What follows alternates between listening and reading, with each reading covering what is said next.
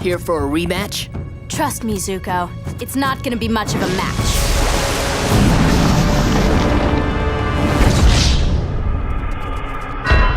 I don't know about you guys, but it's a weird time to be an Avatar fan. We got live action TV shows, movie leaks flying around, and a game coming out before GTA 6. And I can't lie, I might need you guys to send me that movie link right there.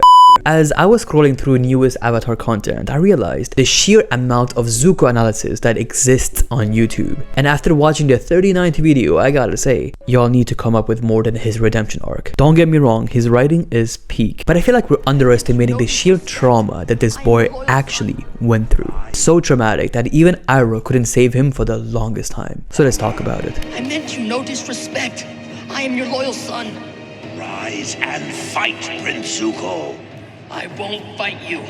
You will learn respect, and suffering will be your teacher. Most people think his trauma started here, but it did since he was a baby. Ozai just looked at his newborn and straight up tried to send him to the Shadow Realms, all because Zuko didn't have that firebending dog in him. Ozai didn't just hate his son, he despised him. Zuko was the absolute shame of his bloodline. From comparing him to his daughter who has already mastered 14 more forms in him, to looking at him dead in the eye saying you were lucky to be born, to getting his own son to face humiliation in a public showdown. I think it's safe to say that Zuko didn't just have it rough, but he set himself a brand new record in trauma fiction. I've heard this one in one of those Dr. K videos, and I think he called it critical conditional worth. A child who has learned that his right to exist, to be loved, to be safe, to belong was conditional on his performance. And Zuko understood very early on one thing. He doesn't exist as long as he doesn't capture the Avatar.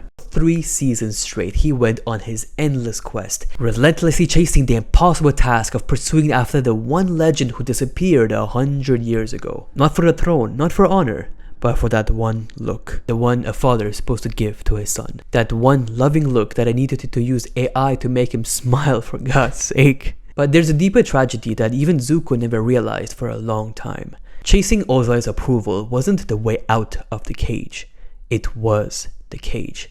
Every step towards capturing the Avatar was just another brick in the wall he was trying to escape. And to be honest, we probably all did this unconsciously as well. We chase things like money, thinking that it would solve everything, but it will just create more problems. We get into relationships to fill a hole, but that only makes a hole bigger. What the hell? Pause. What? Point is, we keep returning to things over and over again, thinking that this time it will finally be different, but most of the times it only makes things worse. And Zuko realized this too late in season 2 Ba Sing Se.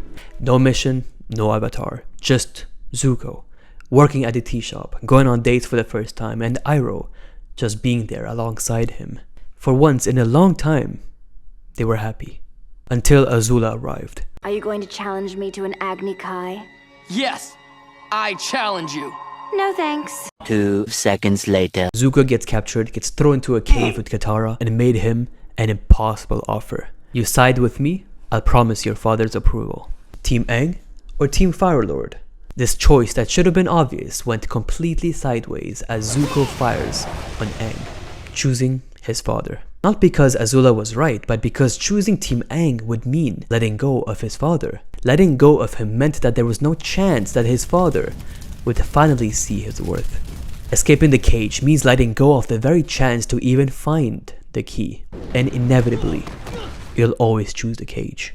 But now the question is, how does one escape this cage? In my personal life, the first person I called father wasn't a safe space either. In a lot of ways, I felt unseen and unworthy to be even around this person. And it took me a while to get over it, which begs the question, how do you actually heal the inner traumas that weren't our fault to begin with? Many protagonists, they go through victories to reach self-trust. Others meditate till they reach the eightfold path of Buddhism. Yet, Zuko did it differently. He had Iroh. How can you forgive me so easily? I was never angry with you.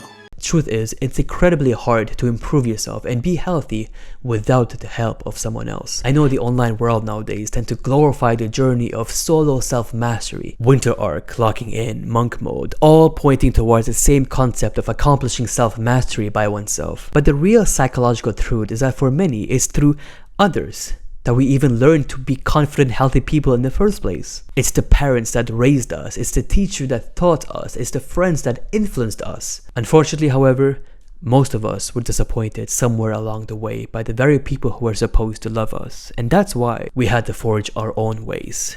Ozai took every instance to betray Zuko's trust, which is exactly why Iroh had such a hard time healing him. And even with Iroh, it's safe to say that his burns never fully healed. Our traumas would scar, but perhaps never fully heal. But life goes on. We learn to be better, but the scars will always remain inside as a sign that we survived and we can still thrive. Our fathers may not have been good to us all the time, but we can learn to be good fathers. Click here to know exactly how.